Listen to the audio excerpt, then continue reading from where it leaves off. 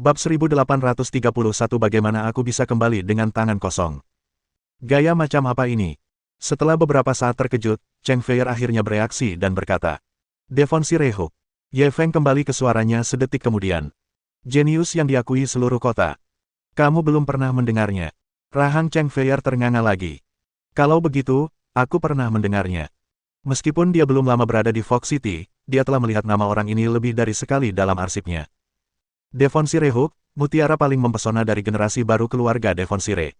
Beberapa orang mengatakan bahwa ia adalah ciptaan kesayangan Tuhan. Ia tidak hanya sangat tampan, tetapi juga tinggi dan tegap. Bahkan otaknya lebih cerdas daripada orang biasa. Apapun yang dipelajarinya, ia selalu dapat menarik kesimpulan dari satu contoh, yang menunjukkan bakatnya yang luar biasa. Prestasi akademisnya sungguh luar biasa, kekuatan bela dirinya sungguh menakjubkan, keterampilan mengemudinya lebih baik daripada beberapa pengemudi profesional, keterampilan medisnya melampaui beberapa profesor medis veteran, dan visi investasinya juga membuat beberapa profesional investasi mendesah kagum. Selain latar belakangnya yang membuat banyak orang iri dan hampir gila. Di kalangan masyarakat kelas atas kota kabut, setiap kali mereka membicarakan pemuda paling menonjol di antara generasi muda, mereka hampir tidak pernah bisa menghindarinya. Dia bagaikan gunung tinggi, yang dengan kokoh menempati garis pandang setiap orang. Namun, Cheng Feier mendengar bahwa orang ini selalu sulit dipahami dan sering tidak menaati aturan. Bahkan orang-orang di sekitarnya pun seringkali tidak dapat mengikuti ritmenya. Melihat Ye Feng telah berubah wujud, ia memikirkan hal penting. Apakah kau akan berpura-pura menjadi dia dan masuk ke dalam keluarga Duke of Devon Shire? Bukankah ini terlalu berisiko? Itu markasnya. Kalau kamu dekat dengan orang dalam, kamu bakal mudah ketahuan. Ye Feng menggelengkan kepalanya. Tentu saja, kami tidak akan masuk dengan gembar-gembor seperti itu. Saya hanya berpura-pura menjadi Devon Shirehuk, ini hanya langkah tak terduga untuk membantu kami membingungkan publik di saat kritis ini. Aku baru saja bertanya-tanya sendiri. Setelah Devon Shirehuk keluar dari kantor polisi hari ini, dia langsung pergi ke pinggiran kota bersama anak buahnya dan belum kembali. Kemungkinan aku bertemu dengan tokoh utamanya hampir nol. Bagaimana? Mau menjelajahi sarang singa bersama? Cheng Feier tiba-tiba memikirkan banyak hal. Dia memikirkan keajaiban Ye Feng sebelumnya. Akhirnya, dia mengangguk. Lagi pula, kau kan pemimpin operasi ini. Aku akan mengikuti perintahmu. Apakah kau ingin aku menyamar? Ye Feng melambaikan tangannya. Cukup ubah dirimu menjadi wanita Eropa, dan ingat bahwa terkadang aku mungkin, Devon Shirehuk, jadi jangan ungkit aku. Tidak masalah. Cheng Feier menunjukkan sedikit profesionalisme. Setelah Ye Feng memberinya penjelasan sederhana, dia mulai bersiap. Malam itu, sekitar tengah malam, mereka berdua meninggalkan mobil mereka hampir 1 kilometer dari rumah keluarga Duke of Devon Shire dan segera berjalan menuju rumah bangsawan itu. Ketika mereka mendekati keluarga Duke of Devon Shire, mereka berdua mengandalkan kelincahan tinggi dan kekuatan eksplosif mereka. Ketika kamera di sudut deretan dinding luar berputar untuk memindai lingkungan sekitar, mereka dengan mudah melewati dinding luar manor dalam waktu kurang dari 3 detik. Mereka telah menembus penghalang ini tanpa suara. Mereka telah resmi memasuki rumah keluarga Duke of Devon Shire. Namun, ketika mereka melangkah masuk ke kediaman Duke of Devon Shire, Cheng Feier tidak merasa rileks. Malah, ia menjadi semakin gugup. Karena saat mereka memasuki area taman yang luas ini, Ye Feng juga menyadari bahwa informasi yang mereka miliki memang sedikit konservatif. Tidak diketahui apakah Duke of Devon Shire secara khusus memperkuat pertahanan mereka di malam hari atau sesuatu yang lain, tetapi sebenarnya ada 3 tim pengawal elit yang berpatroli di taman istana pada saat yang sama. Terlebih lagi, para pengawal ini semuanya membawa senapan mesin di punggung mereka. Kelihatannya sangat mengerikan. Apa yang harus kita lakukan dalam situasi ini? Apakah kita masih akan masuk? Setelah mengamati situasi di dalam, Cheng Feier segera bertanya kepada Ye Feng dalam diam. Ye Feng saat ini sedang menggunakan sistem navigasi untuk memindai harta karun keluarga Duke of Devon Shire, sekaligus untuk memastikan keaslian botol labu Qianlong, Longevity. Melihat navigasi harta karun menunjukkan bahwa botol labu, Longevity, milik Qianlong Family Rose adalah asli, matanya pun berbinar. Tanpa ragu, ia menjawab sambil menggerakkan bibirnya pelan. Tentu saja, bagaimana mungkin aku pulang dengan tangan kosong setelah memasuki ruang harta karun? Bab 1832. Gangguan. Cheng Feier melirik ketiga tim pengawal elit yang berpatroli di taman. Maknanya jelas dengan sendirinya. Seolah-olah dia bertanya, bagaimana mereka bisa mendobrak tembok besi seperti itu. Setelah menerobos masuk, bagaimana mereka bisa melarikan diri nanti. Ye Feng mengamati posisi ketiga tim patroli. Seluruh taman milik Duke of Devon Shire dalamnya sekitar 200 meter dan lebarnya lebih dari 100 meter. Saat ini, ketiga tim patroli tampaknya telah membagi wilayah mereka terlebih dahulu. Masing-masing dari mereka hanya berkeliaran di sekitar beberapa ribu meter persegi tempat mereka berada. Lagi pula, para pengawal di tim patroli tidak begitu berdedikasi. Saat berpatroli, banyak orang diam-diam bermain dengan ponselnya dan mengobrol dengan rekan-rekannya. Ye Feng dan Cheng Feier saat ini berada di sudut tembok luar istana. Jika mereka ingin mendekati bangunan utama rumah besar itu, mereka harus melewati jangkauan patroli ketiga tim patroli ini. Setelah mengamati posisi ketiga tim patroli dan dinding luar istana, mata Ye Feng bergerak. Ada jalannya. Dia segera mengambil sebuah batu. Memanfaatkan momen ketika tim patroli terdekat mendekatinya, dia melemparkan batu itu ke kamera pengawas di dinding seberang dengan suara mendesing. Dengan jentikan jarinya, kamera pengintai itu meledak. Setelah kilatan percikan listrik, gumpalan asap putih juga muncul. Apa yang telah terjadi? Apa yang telah terjadi? Mengapa kamera pengawas yang sangat bagus meledak dan mengeluarkan percikan api dan asap putih? Mungkinkah ada orang bodoh yang tiba-tiba bersikap terlalu keras dan mendatangi keluarga Duke Devonsire untuk bunuh diri? Tim patroli yang menuju ke arah Ye Feng dan Cheng Feier juga menghentikan langkah mereka. Mereka melihat ke arah itu dengan ekspresi gugup. Pemimpin kelompok itu, yang tampak kekar, segera mengangkat komunikator yang tergantung di mulutnya. Kontrol, bagaimana dengan kamera pengawas di sudut barat daya tim 1? Ketika stasiun kontrol menanggapi bahwa kamera pengawas diduga mengalami serangan yang tidak diketahui, ekspresi Kapten Patroli berubah.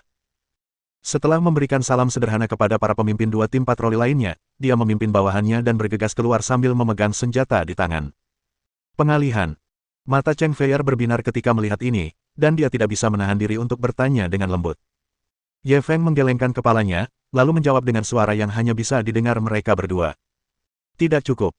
Sekarang tim patroli pertama sudah keluar untuk berpatroli, dua tim patroli yang tersisa akan lebih waspada dan berhati-hati dalam menjaga pergerakan di sekitar. Saat ini, kita harus meningkatkan kekuatan kita dan menarik perhatian mereka. Begitu dia selesai berbicara, dia mengambil batu lain dan melemparkannya ke kamera di arah tenggara.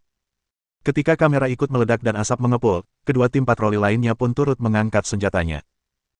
Terutama setelah berkomunikasi menggunakan airpiece, kedua regu patroli itu segera membagi sebagian besar pasukannya dan bergegas keluar manor bersama para pimpinan kedua regu patroli itu.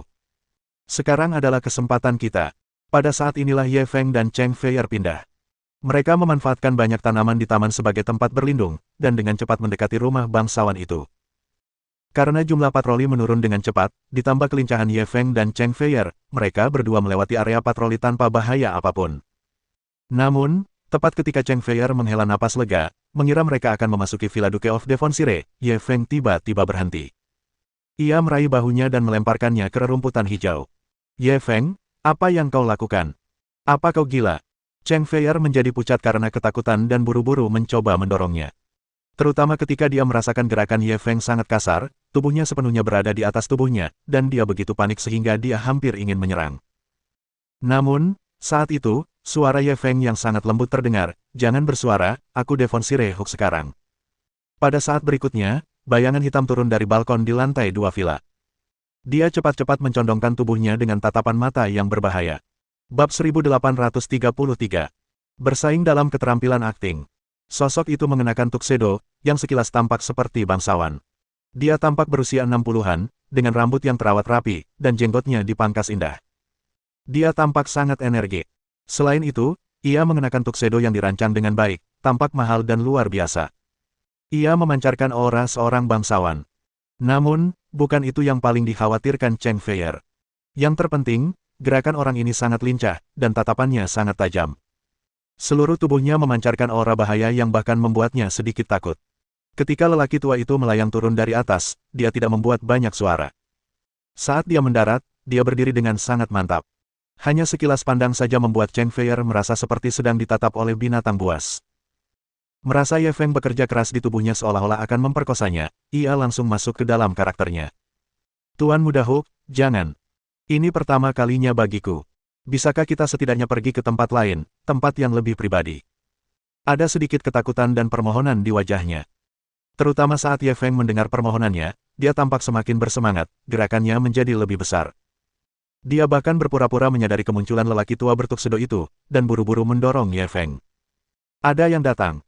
Kita benar-benar tidak bisa melakukannya di sini, Tuan Muda Hook. Cepat bangun dan berhenti menyentuh. Ye Feng juga tampak kesal, ia bangkit dari tubuhnya dengan enggan sambil mengumpat. Siapa sih yang begitu buta, sampai-sampai mau merusak rencanaku saat ini? Di samping sepetak semak belukar, sosok bertuksedo yang tadinya tegang dan siap memberikan pukulan mematikan kepada orang yang bergerak di antara tanaman-tanaman itu, tak kuasa menahan diri untuk membeku ketika mendengar suara yang dikenalnya itu. Tuan Muda Hook, apakah itu Anda? Ye Feng memasang ekspresi tidak senang, ia memakai celananya sambil berjalan keluar dari semak-semak. Apa yang kau lakukan? Kenapa kau berdiri di sini? Apakah kamu siap untuk mengamati dan mempelajari keterampilan bertarungku yang sebenarnya? Sosok bertuksedo itu buru-buru menundukkan kepala dan meminta maaf. Aku tidak berani. Tapi, kenapa kau ada di sini, Tuan Hook? Di tengah malam, Ye Feng bersikap arogan, matanya dipenuhi rasa tidak senang saat dia bertanya, kenapa kau menanyaiku? Sosok bertuksedo itu semakin ketakutan. Ia buru-buru membungkukkan pinggangnya lebih rendah lagi. Aku tidak berani. Saya baru saja mendengar dari pengawal yang berpatroli bahwa kamera pengawas di luar rumah besar tiba-tiba diserang. Saya khawatir Anda mungkin tidak aman di sini, Tuan Hook. Tidak aman. Ye Feng tertawa dingin. Jika ada bahaya tersembunyi yang bisa mengancamku, apa kau pikir para pengawal tak berguna yang hanya mengandalkan senjata itu bisa melindungiku?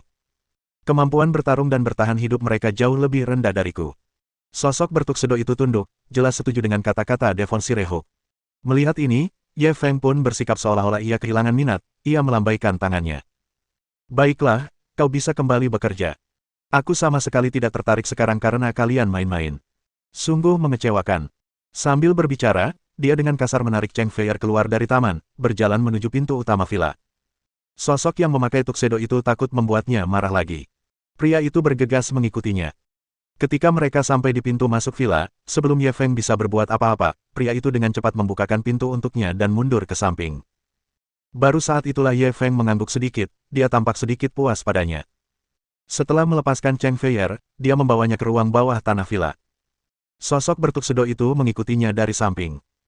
Ketika dia melihat Ye Feng membawa seorang wanita tak dikenal ke ruang bawah tanah keluarga Duke of Devonsire, dia ingin bertanya lebih banyak lagi. Namun, saat dia hendak bicara, Ye Feng menoleh. Matanya penuh dengan peringatan. Pria itu segera menahan diri untuk tidak mengatakan apapun. Dia mengambil inisiatif untuk memberi isyarat mengundang dan berdiri di pintu masuk ruang bawah tanah, tidak mengikuti mereka turun. Lagi pula, keluarga Duke of Devonsire memiliki aturan yang ketat. Selain beberapa orang berpengaruh dalam keluarga Duke of Devonsire yang memimpin atau memberi izin, tidak ada orang lain yang diizinkan memasuki area ini. Belum lagi seorang kepala pelayan seperti dia, bahkan beberapa anggota non-inti keluarga Duke di Devonsire tidak memenuhi syarat untuk menginjakan kaki di sana. Bab 1834. Apakah Anda bercanda? Ruang rahasia bawah tanah keluarga Duke of Devonsire mirip dengan area terlarang di rumah keluarga. Tanpa izin dari anggota inti keluarga, bahkan keturunan Duke of Devonsire dapat dibunuh di tempat jika mereka melanggar. Setelah kepala pelayan tua itu berdiri di pintu masuk ruang bawah tanah, dia melihat ke bawah dan berpura-pura seolah tidak terjadi apa-apa. Dia bahkan tak peduli dengan keributan di luar rumah besar itu. Namun meski begitu, dia masih sedikit bingung. Kapan Tuan Hook kembali? Mengapa saya tidak melihat mobilnya? Lagi pula, seseorang memberitahuku sebelumnya bahwa Tuan Muda telah kembali. Petik 2. Di sisi lain, di ruang rahasia bawah tanah keluarga Duke of Devonsire. Cheng Feier diam-diam menghela napas lega. Aku tidak menyangka kau berhasil menipu semua orang. Orang asing tadi membuatku merasa sangat berbahaya. Dia tampaknya punya status tinggi di keluarga Duke of Devonsire, tapi dia bahkan tidak menyadari keberadaanmu. Kemampuan aktingmu berada pada level yang sangat tinggi. Ye Feng, di sisi lain, berjalan menuruni tangga ruang bawah tanah, tersenyum tanpa mengucapkan sepatah kata pun. Melihat hal ini, Cheng Feier tidak melanjutkan topiknya. Ia malah bertanya, apa yang kita lakukan di sini? Berdasarkan informasi sebelumnya, bukankah botol labu Qianlong, panjang umur, ada di pintu masuk ruang tamu dan ruang makan? Tempat apa ini? Ye Feng menggelengkan kepalanya, merendahkan suaranya, dan menggunakan alasan yang terpikirkan sebelumnya. Ketika aku memasuki aula villa, aku sudah memeriksa, botol labu Qianlong, panjang umur, sudah tidak ada lagi. Meskipun masih ada bau barang antik di sana, tapi sudah dipindahkan. Selama proses pemindahan, bau barang antik yang tersisa mengarah ke ruangan rahasia ini. Apakah itu semisterius itu? Cheng Feier merasa sulit untuk mempercayainya dan menarik napas dalam-dalam 2 kali. Mengapa aku tidak mencium bau barang antik di sini? Apakah kamu mencoba menipuku? Kau harus punya sedikit kepercayaan pada pemimpinmu. Ye Feng menggelengkan kepalanya. Navigasi perburuan harta karunnya yang mendalam menunjukkan bahwa botol labu Qianlong, umur panjang, ada di dalamnya. Itu pasti tidak mungkin salah. Tempat apa ini? Cheng Feier menatap ruang terang benderang dan berteknologi canggih di bawah lorong ruang rahasia, dan ekspresinya berubah. Mengapa terasa seperti markas rahasia? Ye Feng menggelengkan kepalanya. Aku tidak yakin detailnya, tapi itu pasti area penting bagi keluarga Duke of Devonshire. Berdasarkan pengamatannya dan hasil pemindaian navigasi perburuan harta karun yang dalam, ruang bawah tanah itu cukup luas. Duke of Devonshire telah menghabiskan begitu banyak upaya untuk membangun ruang seperti itu di bawah tanah istana mereka, jelas bukan hanya untuk menyembunyikan botol labu Qianlong. Namun, ini tidak ada hubungannya dengan dia dan Cheng Feier. Tujuan utama kunjungan mereka hari ini adalah botol labu Qianlong, Longevity. Setelah memasuki ruang bawah tanah yang dipenuhi dengan teknologi, Ye Feng mengikuti panduan navigasi perburuan harta karun yang dalam dan segera tiba di area sudut. Itu adalah area yang mirip dengan dinding tirai kaca. Di antara area dan lorong terdapat pintu kaca anti ledakan yang memerlukan kartu untuk masuk. Melalui pintu kaca, lorong sempit dapat terlihat. Di kedua sisi koridor, ada banyak kamera pengintai dan beberapa perangkat yang tidak dapat dipahami Ye Feng. Jauh di depan, ada sebuah tempat yang tampak seperti bilik. Di atasnya terdapat botol labu yang sangat indah. Itulah target perjalanan mereka, botol labu Qianlong, panjang umur. Ye Feng mempelajari struktur pembaca kartu. Dia menyadari bahwa dia tidak dapat menggunakan satu pun jurus yang telah dipelajarinya dari Raja Pencuri di kasino. Dia hampir saja menerobos dengan kekuatannya. Cheng Feier tiba-tiba menariknya. Sebaiknya kau pikirkan baik-baik dulu. Di balik pintu kaca anti ledakan ini terdapat sistem penangkap gerak dan sistem pertahanan laser. Itu mungkin merekam karakteristik pergerakan anggota inti keluarga Duke of Devonshire. Jika karaktermu, Devonshire Hook, tidak cocok dengan data yang terekam dalam sistem penangkapan gerak mereka, senjata laser itu akan langsung ditembakkan. Dengan kecepatan senjata laser yang seketika, tidak peduli seberapa cepat reaksimu, kamu tidak akan bisa menghindari serangannya. Bab 1835. Minggir, aku akan mulai bertingkah keren. Sistem penangkap gerak. Ye Feng tersenyum. Bukankah itu seperti memukul moncong senjatanya? Dia mahir berakting. Belum lagi kemampuan menangkap gerakan, dia bahkan bisa menangkap ekspresi. Masalah sekecil itu tidak dapat menghentikannya. Minggir, aku akan mulai bersikap tenang. Setelah mengamati situasi di dalam kaca anti ledakan dengan saksama, ia memastikan bahwa selain pintu kaca anti ledakan ini dan sistem senjata laser di dalamnya, tidak ada alat pertahanan lain, bahkan sistem alarm pun tidak ada. Ye Feng meminta Cheng Feier untuk minggir. Ye, Tuan Muda Hook, ini bukan lelucon. Cheng Feier awalnya ingin memanggil Ye Feng, tetapi ketika dia memikirkan situasi ini, dia mengubah kata-katanya menjadi Tuan Muda Hook. Ye Feng hanya memberi isyarat agar dia mundur. Setelah dia mundur ke samping, dia mengambil posisi dan mengangkat tinjunya. Menyimpan kekuatannya, dia menggunakan 50% kekuatannya dan meninju pintu kaca anti ledakan. Saat tinjunya hendak mengenai sasaran, dia menyerang dengan kekuatan 1 inci. Ledakan. Seperti dugaan, pintu kaca anti ledakan itu langsung terkena ledakan dahsyat seakan-akan terkena peluru penembus baja. Setelah mengeluarkan suara renyah, benda itu hancur di tanah. Satu-satunya penghalang antara Ye Feng dan botol labu Qianlong, umur panjang, adalah sistem pertahanan yang dibentuk oleh sistem penangkapan gerak dan senjata laser. Ye Feng tidak berhenti sama sekali, dia terus mengepalkan tinjunya dan berjalan menuju koridor sepanjang 10 meter. Tuan Muda Hook. Melihat ini, Cheng Feier langsung mengepalkan tinjunya. Suaranya menjadi gugup. Ye Feng tidak peduli, dia hanya menatap botol labu Qianlong, umur panjang, di depannya dan berjalan dengan langkah lebar. Pada saat inilah pula perangkat di kedua sisi lorong, serta kamera pengintai, hampir semuanya diarahkan kepadanya. Bahkan peluncur laser yang tersembunyi di langit-langit dan koridor di kedua sisi diarahkan padanya secara bersamaan. Ketika Cheng Feier melihat pemandangan ini, jantungnya hampir copot. Dia takut sistem penangkap gerak akan menyadari sesuatu dan senjata laser akan tiba-tiba menembak. Dia tidak dapat menahan diri untuk berhenti bernapas. Dia menatap punggung Ye Feng. Namun, nyaris saja, Ye Feng ternyata berhasil melewati lorong maut itu dengan mudah. Saat melewati lorong, ia sepertinya sudah menduga hal ini. Tiba-tiba ia berbalik dan memberi isyarat genit kepada Cheng Feier. Kau tidak pantas. Melihat ini, Cheng Feier tidak bisa menahan tawa keras dan meludahinya. Ye Feng tersenyum. Setelah selesai menggodanya, dia menatap botol Qianlong Family Rose. Tingginya 37,5 cm, diameter mulutnya 6,5 cm, dan diameter bawahnya 10 cm, bentuknya seperti labu berleher panjang. Pola-pola pada botolnya cerah dan beragam, saling tumpang tindih dan bersilangan. Komposisinya indah dan penuh warna. Terlebih lagi, pola-pola halus menyerupai jarum pada glasirnya sangatlah indah. Setelah dijarah dari negeri naga ke keluarga Jeriburos 100 tahun lalu, seharusnya tempat ini terpelihara dengan sangat baik tanpa cacat apapun. Itu sempurna. Saat kita keluar nanti, kita mungkin harus siap secara mental untuk pertempuran yang sulit. Ketika dia menggendong bayi ini kembali ke sisi Cheng Feier, Ye Feng mengambil segenggam pecahan kaca di tanah dan memasukkannya ke dalam sakunya. Sedangkan Cheng Feier, dia tidak membutuhkan penjelasannya, dia sudah mengerti maksud Ye Feng. Untuk benda sebesar botol labu Qianlong, umur panjang, kecuali dia dan Ye Feng adalah dewa dan bisa menggunakan trik magis, mereka takkan bisa bersembunyi dari tatapan tajam kepala pelayan tua di pintu masuk ruang bawah tanah.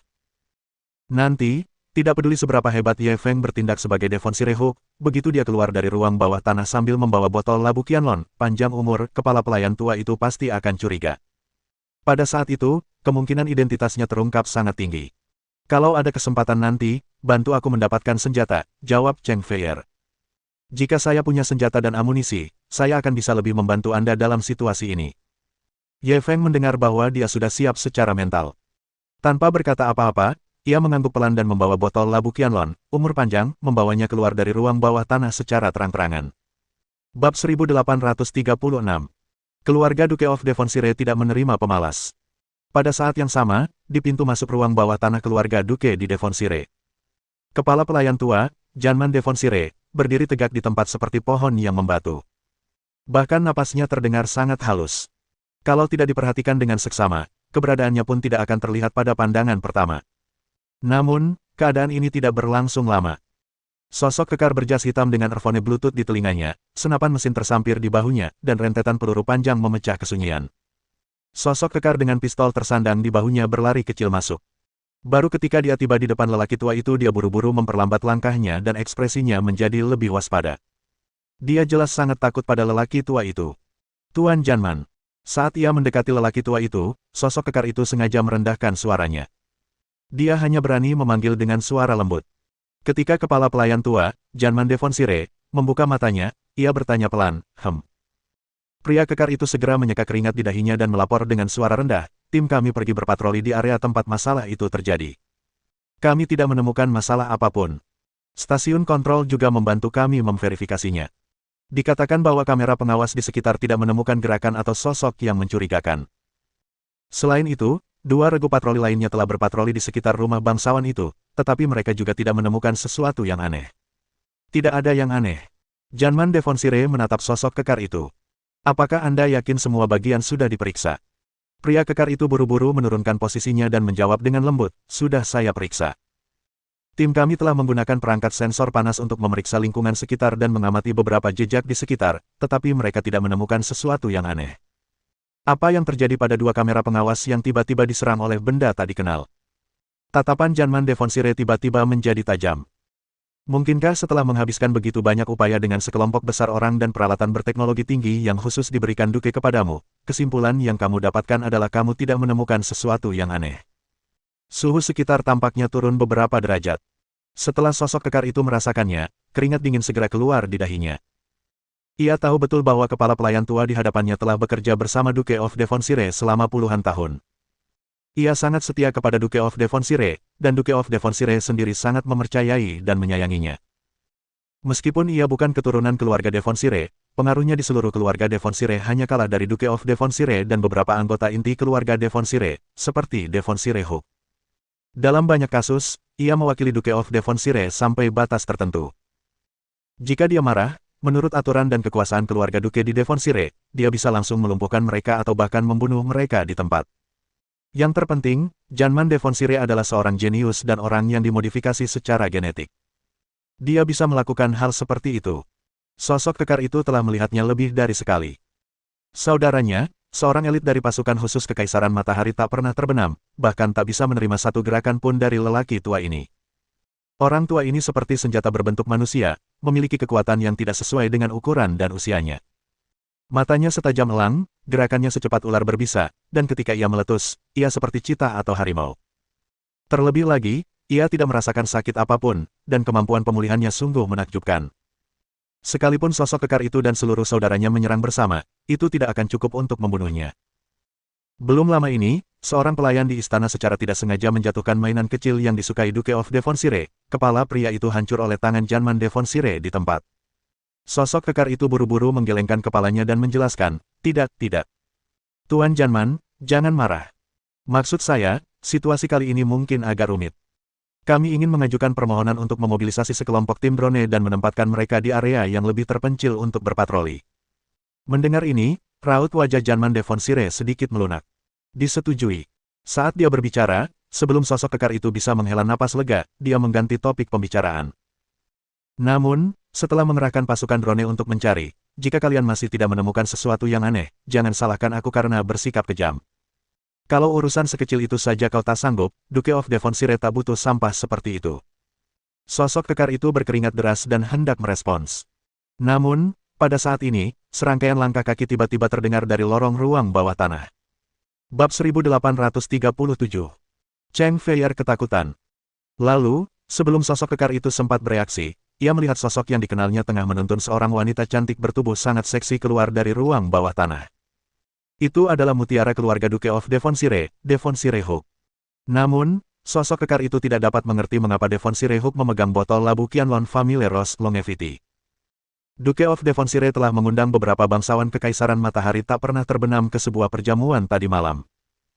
Setelah diinterogasi oleh para bangsawan tersebut, ia menyembunyikannya di ruang bawah tanah untuk menghindari kecurigaan. Mengapa Devonshire Hook mengeluarkannya di tengah malam? Sosok kekar itu tidak bisa mengerti, tetapi dia tidak berani berpikir terlalu banyak atau bertanya. Ketika melihat Devonshire Hook keluar, ia langsung membungkuk. Tuan Muda Hook. Namun, Janman Devonshire, yang berdiri di samping, merasakan sesuatu yang aneh lagi. Tuan Muda Hook, kamu. Namun kali ini, Ye Feng tidak siap untuk melanjutkan aktingnya. Janman Devonshire bertanya dengan waspada. Saat dia membawa Cheng Feier keluar dari lorong bawah tanah, dia tersenyum pada Janman Devonshire. Lalu, dia menyambar bagai kilat dan menebas lehernya. Pergerakannya lebih cepat dari yang diperkirakan semua orang yang hadir. Bukan hanya Janman Devonshire dan pengawal kekar di sampingnya tidak bereaksi tepat waktu, tetapi bahkan Cheng Feier pun ikut terkejut. Saat pupil Janman Devonshire bergetar dan dia secara tidak sadar ingin bereaksi atau bergerak, telapak tangan Ye Feng telah menebas bagian belakang lehernya. Berdebar. Saat suara teredam terdengar, Janman Devonshire langsung mengerang pelan. Ia pingsan seperti bayi yang sedang tidur dan jatuh ke tanah dengan bunyi gedebuk. Oh sial! Pada saat inilah pria kekar itu bereaksi dan hendak berteriak ke earphone Bluetooth. Saat dia hendak berteriak, dia tidak lupa mengangkat senjatanya dan menembak Ye Feng. Tapi Ye Feng lebih cepat darinya. Sebelum dia bisa menyelesaikan kalimatnya, Ye Feng mencengkeram pergelangan tangan yang memegang pistol dan memutarnya. Lengan pria kekar itu langsung patah, dan pistol di tangannya terjatuh ke tanah. Ye Feng menggunakan telapak tangannya untuk menebas dan menyambar pistol dan peluru pria itu. Senapan mesin dan peluru yang semula tergantung di bahu pria kekar itu jatuh ke tangannya. Pria kekar itu, seperti Janman Devonshire, terjatuh ke tanah.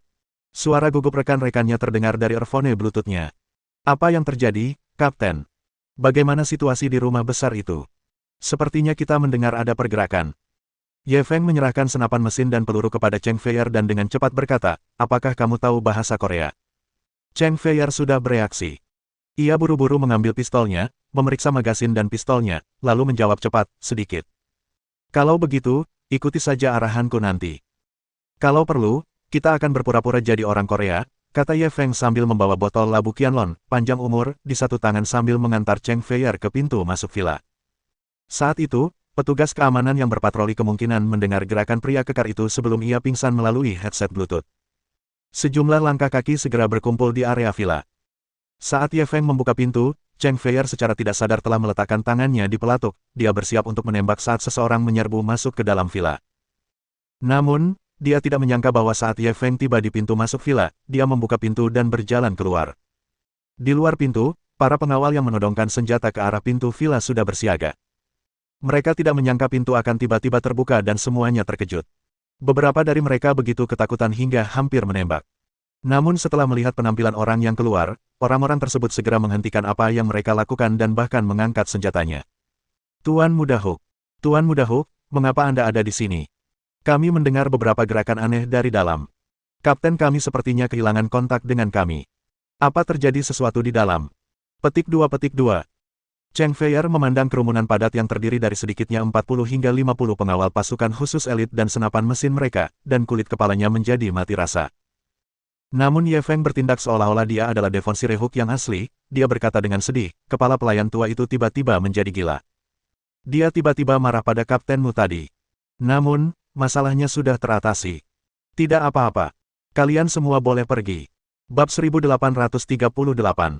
Menggunakan yang palsu sebagai yang asli. Begitu dia selesai berbicara, Ye Feng melambaikan tangannya dengan tidak sabar seolah-olah sedang mengusir lalat. Jantung Cheng Feier hampir berhenti berdetak saat melihat pemandangan ini. Tanpa disadari, napasnya tersendat. Dia takut beberapa pengawal akan bersikeras masuk untuk melihat atau melihat sesuatu yang tidak beres. Namun, yang mengejutkannya, para pengawal itu jelas sangat yakin dengan Devon Sirehuk. Mendengar ini, mereka menghela napas lega dan menyimpan senjata mereka. Mereka pun berpencar dan bersiap kembali ke pos masing-masing. Ketika Ye Feng melihat pemandangan ini, dia tampak sudah terbiasa dengan hal itu. Setelah melirik Cheng Feier, dia pun melangkah dengan angkuh dan membawanya menuju pintu masuk istana Duke of Devonshire. Segala sesuatunya tampak berjalan sangat lancar. Ketika Cheng Feier melihat adegan ini, dia diam-diam memuji keberanian dan kemampuan akting Ye Feng. Keduanya bergerak maju tanpa halangan apapun setidaknya sejauh 100 meter. Sampai Janman Devonshire bergegas keluar dari pintu masuk villa di belakang mereka seperti angin. Hentikan mereka. Itu bukan Tuan Muda Hook yang sebenarnya. Mereka penipu. Suasana di taman istana tiba-tiba menjadi sunyi. Hampir 50 pengawal elit memandang Ye Feng dan Cheng Feier. Asiba, ayo pergi. Ye Feng pun langsung beralih ke bahasa Korea. Ia menatap Cheng Feier sekilas lalu menariknya ke arah gerbang manor secepat mungkin. Tunggu apa lagi? Hentikan mereka. Janman Devonshire sangat marah saat melihat ini. Dia meraung lagi. Tidak bisakah kau lihat kalau ini adalah Tuan Muda Hook yang palsu? Di sini, origin adalah sesuatu yang diperdagangkan. Mereka yang membangun kota ini adalah makhluk yang tidak terikat oleh kekuatan alam. Orang-orang ini agak gila, tapi aku menyukainya. Cahaya suci di sekitar Han Muye menghilang, dan wujudnya berubah menjadi seorang pemuda berjubah, dengan pedang sepanjang 3 kaki di pinggangnya. Ayo pergi, semoga kota ini punya apa yang aku cari. Ada banyak harta di dunia, dan Han Muye hanya mencari beberapa. Tidak ada yang lain selain energi sumber dan harta karun di atas penguasaan tertinggi. Di tangannya, dia kebetulan memiliki mutiara penghancur kekosongan yang dibutuhkan oleh mereka yang di atas penguasaan tertinggi. Naga transformasi surgawi Yu Chen. Bukankah biasanya kau memungut bea di altarmu? Apa yang membawamu ke Cloud Residence Sky City? Oh iya, tempatmu cukup terinformasi. Kau pasti sudah mendengar tentang luka parah dan hampir matinya Gathering Spirit Godly Lord. Tepat saat Han Muye dan Yu Chen tiba di gerbang kota 10.000 Zhang di kota 9 surga, sebuah suara terdengar. Aku tidak menyangka kau begitu tidak menyesal. Kau masih memutarbalikkan fakta di sini. Mulai sekarang, tidak ada seorang pun sepertimu di keluarga Duke Devonshire. Begitu dia selesai berbicara, dia bahkan berteriak pada pengawalnya dengan tegas, turunkan dia. Para pengawalnya tercengang mendengar teriakannya. Untuk sesaat, mereka tidak dapat membedakan siapa yang mengatakan kebenaran antara dia dan Janman Devonshire. Ketika Janman Devonshire melihat banyak pengawalnya tersihir oleh Ye Feng, dia menjadi semakin marah. Tidak dapat mengendalikan emosinya, Janman Devonshire segera mengangkat senapan mesinnya dan menembaki Ye Feng dan Cheng Feier. Api berkobar, dan peluru berterbangan kemana-mana. Api menyapu taman, menerbangkan dedaunan. Mereka bahkan tak sengaja mengenai 2 pengawal. Hentikan dia. Orang tua ini sudah gila. Dia bahkan ingin membungkamku. Ye Feng mengambil kesempatan untuk menyerang lagi. Akibatnya banyak pengawalnya yang memang tersihir olehnya dan mulai memusatkan perhatian dan senjatanya kepada Janman Devonshire. Tuan Janman, tolong segera letakkan senjatamu. Bekerja samalah dengan kami. Kalau tidak, jangan salahkan kami jika menyinggung Anda nanti. Ya, segera letakkan senjatamu dan hentikan semua tindakan berbahaya. Janman Devonshire merasa seperti akan meledak. Ye Feng menarik Cheng Feier dan mengambil kesempatan itu untuk bergegas keluar dari istana Duke of Devon. Kemudian, mereka segera melarikan diri ke daerah pusat kota terdekat. Saat mereka memasuki kota, mereka melakukan beberapa tindakan anti pengawasan sebelum melambat sedikit. Dan di istana Duke of Devonshire, setelah melihat Ye Feng dan Cheng Feier pergi, Janman Devonshire akhirnya tidak dapat menahan diri dan meledak. Hampir seketika, ia menembak kepala pengawal bodoh yang telah berteriak agar ia meletakkan senjatanya. Kemudian, seperti monyet yang lincah, ia menembak beberapa kali lagi dan bergerak lincah, menewaskan petugas patroli lain yang telah mengarahkan senjata mereka ke arahnya di tempat. Bab 1839. Duke of Devonshire sangat marah. Hanya dalam hitungan detik, ia telah mengintimidasi hampir 50 pengawal pasukan khusus elit yang berpatroli di taman istana. Pada saat yang sama, tindakan tersebut juga membuat keluarga Duke of Devonshire dan beberapa pengawal elit di villa tersebut waspada. Beberapa sosok dengan cepat berjalan keluar dari villa. Apa yang sedang terjadi? Apa yang terjadi? Kenapa ada tembakan dan pertumpahan darah di tengah malam? Kenapa rumah besar ini berantakan sekali? Bagaimana bisa jadi seperti ini? Pemimpinnya adalah seorang lelaki tua yang tampak sangat berwibawa. Ia menyerupai seekor singa tua. Janman Devonshire segera menundukkan kepalanya yang angkuh dan menjatuhkan pistol di tangannya. Saya sungguh-sungguh minta maaf, Yang Mulia. Saya telah mengganggu istirahat Anda. Baru saja terjadi sesuatu yang tidak masuk akal yang membuat saya sangat marah dan membawa kerugian besar bagi keluarga Duke di Devonshire. Omong kosong apa? Ekspresi Duke of Devonshire sedikit melunak. Baru saja, seseorang datang entah dari mana dan menerobos masuk ke rumah kami. Dia bahkan masuk ke ruang bawah tanah dan mencuri botol labu Qianlong Family Rose, ujar Janman Devonshire singkat. Ketika Duke of Devonshire mendengar ini, ekspresinya sedikit berubah. Apa? Seseorang datang entah dari mana dan mencuri harta keluarga kita. Dia menoleh untuk melihat keturunan langsung keluarga Duke of Devonshire. Anggota keluarga itu segera mengerti dan berlari ke ruang bawah tanah. Tak lama kemudian, dia berlari kembali dengan ekspresi yang sangat buruk. Pintu kaca anti ledakan itu hancur total. Saya meminta stasiun kontrol untuk memeriksa kamera pengawas di pintu masuk villa. Memang benar dia seorang pria yang persis seperti Hook. Dia membawa seorang wanita dan pergi begitu saja sambil membawa botol labu Qianlong, umur panjang. Orang itu hampir saja berpura-pura menjadi orang sungguhan. Bukan hanya saya tidak melihat perbedaan antara dia dan Hook dari pengawasan di stasiun kontrol, tetapi bahkan sistem penangkap gerak di ruang bawah tanah pun tidak mendeteksi sesuatu yang aneh tentangnya. Wajah Duke of Devonshire berkedut saat mendengar itu. Janman Devonshire melihat ini dan segera melanjutkan, ketika Tuan Muda Hook palsu keluar dari ruang bawah tanah dengan botol labu Qianlong, umur panjang, saya mulai menyadari ada sesuatu yang salah. Tapi orang itu sangat kuat. Dia bahkan lebih cepat dariku. Dia tidak memberiku kesempatan untuk bereaksi sebelum dia menjatuhkanku. Ketika akhirnya aku terbangun dengan kemampuan pemulihan superku dan bergegas keluar, orang itu terus berpura-pura menjadi Tuan Muda Hook dan menyihir para pengawal yang berpatroli di taman, mengatakan bahwa aku gila. Pada akhirnya, orang-orang idiot di taman itu mempercayai omong kosongnya dan mengarahkan senjata mereka kepadaku. Ketika saya melihat orang itu dilepaskan begitu saja, saya benar-benar tak tahan. Setelah itu, kejadian tadi terjadi. Mendengar ini, mata Duke of Devonshire langsung berubah dingin. Rasa dingin, bagaikan awan gelap, menekan kepala semua orang yang hadir. Aku bisa membiarkan bawahanku melakukan kesalahan, tapi aku tidak bisa menerima kebodohanmu. Para pengawal, yang sudah tahu bahwa mereka telah menyebabkan masalah besar, menyadari bahwa Duke of Devonshire akan segera marah. Mereka segera menciutkan leher dan menundukkan kepala. Duke of Devonshire melihat sekeliling. Kalian semua pengawal bertanggung jawab atas apa yang terjadi hari ini. Menurut hukum Kekaisaran Matahari yang tak terbenam dan aturan keluarga Duke di Devonshire, bahkan jika aku membunuh kalian semua sekarang, dunia luar tidak akan mengatakan apapun. Para pengawalnya gemetar. Namun, Duke of Devonshire tiba-tiba mengubah topik pembicaraan. Namun, situasi hari ini memang istimewa. Orang yang memerankan Hook terlalu realistis. Kita tidak bisa disalahkan karena tertipu olehnya. Jadi, aku bisa memberimu kesempatan untuk memperbaiki kesalahanmu. Ketika para pengawal yang mengira mereka tamat mendengar hal ini, mereka segera mengangkat kepala dan mata mereka kembali berbinar. Duke of Devonshire membalas tatapan mereka dan segera berkata, siapapun yang bisa memberikan informasi akurat tentang Hook palsu itu, aku bisa memaafkannya dan membebaskannya dari kesalahannya. Dan jika ada yang bisa memberikan petunjuk yang bisa membantuku menemukannya, aku berjanji akan memberinya hadiah besar setidaknya $5 juta, selain dibebaskan dari hukuman. Bab 1840. Dia lebih baik membunuh 3.000 orang daripada membiarkan satu orang pergi. Begitu dia mengatakan hal itu, mata para pengawal yang awalnya ketakutan, tiba-tiba menjadi panas lagi. Akan tetapi, hanya sesaat saja, pandangan beberapa pengawal yang berpatroli dan selalu berkontak langsung dengan Ye Feng mulai meredup lagi.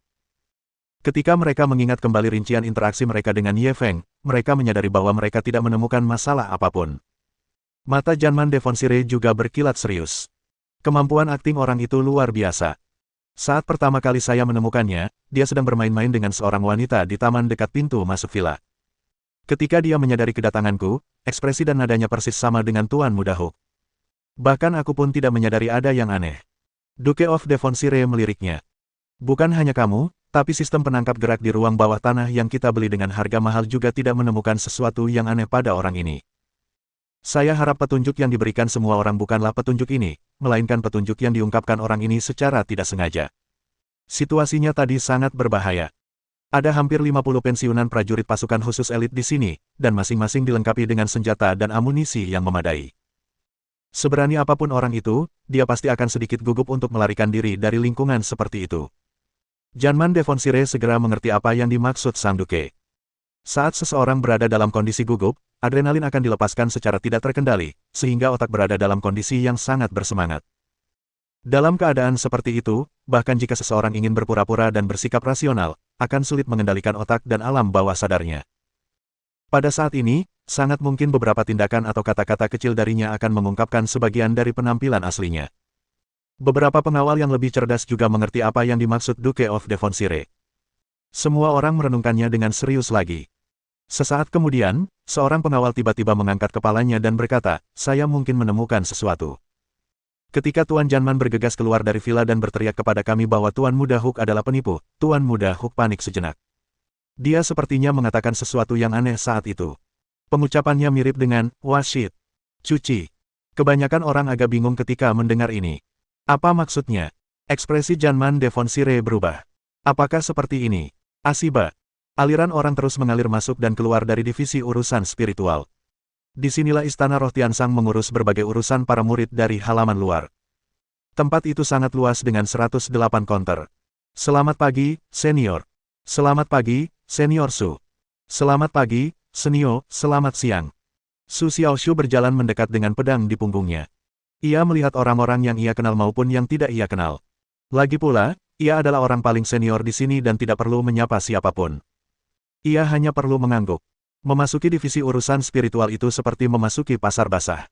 Suasananya ramai dan gaduh. Kebanyakan orang di sini datang untuk mendaftar kompetisi awan angin. Lagi pula, tidak mendaftar kompetisi sama saja dengan kalah. Siapapun yang mengundurkan diri selama 3 tahun akan diusir dari istana. Tentu saja, siapapun yang berada di peringkat terakhir selama 3 tahun juga akan diusir dari istana. Sebagian kecil orang tidak ingin berpartisipasi dalam kompetisi dan mempermalukan diri sendiri. Oleh karena itu, mereka datang untuk mengajukan aplikasi memasuki dunia fana sebagai seorang eksekutif. Mereka berencana untuk hidup sehari demi sehari hingga ajal menjemput. Seluruh 108 counter terisi. Su Xiaoshu berjalan menuju counter nomor 1. Tidak ada seorang pun di sana. Menurut ingatannya, counter-counter lainnya dikelola oleh murid-murid halaman luar yang cukup berpengalaman. Hanya counter nomor 1 yang dikelola oleh sesepuh divisi urusan spiritual, Qiao Qianzi. Tetua Qiao memang baik dalam segala hal, kecuali ia terus-menerus menguliahi siapapun yang ia ajak bicara. Oleh karena itu, orang-orang lain lebih suka bergabung dalam antrean daripada berinteraksi dengannya. Hubungan Su Xiaoshu dengan sesepuh ini cukup baik, terutama karena ia telah mencapai batas potensinya. Jadi, sesepuh Qiao tidak mau repot-repot menguliahinya lagi. Lagi pula, dia adalah orang yang tidak mampu menembus level 4 bahkan setelah mengerahkan 120% usahanya. Su Xiaoshu memasuki bilik. Tetua Xiao sedang tertidur. Su Xiaoshu diam-diam berjalan mendekat, lalu mengetuk meja dengan buku-buku jarinya. "Bangun!" Penatua Qiao, yang sedang bersandar di kursinya dengan mulut sedikit terbuka, tersentak kaget. Ia bahkan tak repot-repot menyeka air liur di sudut mulutnya sebelum menamparkan siapapun yang ada di depannya. Su Xiaoshu dengan lincah berjongkok untuk menghindari serangan itu.